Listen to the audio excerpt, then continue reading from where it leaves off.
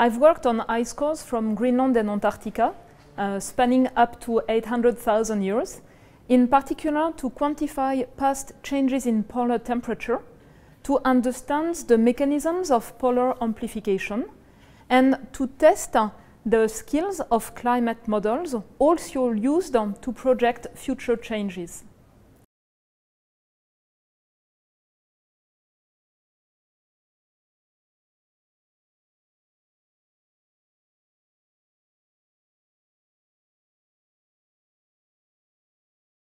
What really matters is that what happens in the rest of the world affects polar regions, including Antarctica, through greenhouse gases and their consequences. And what happens in polar regions affects the rest of the world, in particular through sea level rise. So we have combined insights from ice cores about the past state of the Antarctic ice sheet for different levels of global warming with climate projections in order to depict very contrasted futures. If global warming is limited by sharply reducing greenhouse gas emissions, we could avoid major changes in the Antarctic region.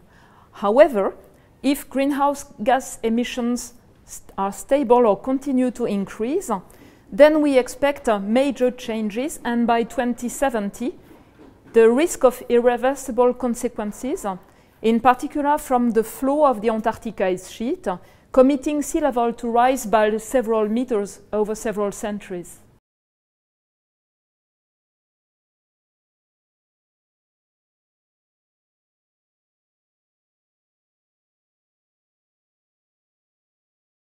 We still have a capacity to act, we have agency, but there is urgency to implement climate action in three main directions.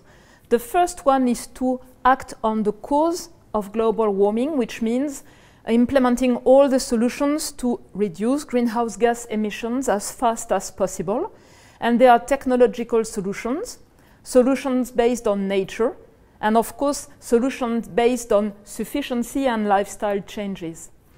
We also have to adapt to a changing climate by anticipation, not just by reacting to what has already happened, but building on what we know of what will be future changes so as to limit the consequences. And finally, we need to support those most vulnerable who have the least capacity to act. And amongst that, I would like to insist on one enabler, which is enhancing climate literacy, including knowledge we have from ice core science.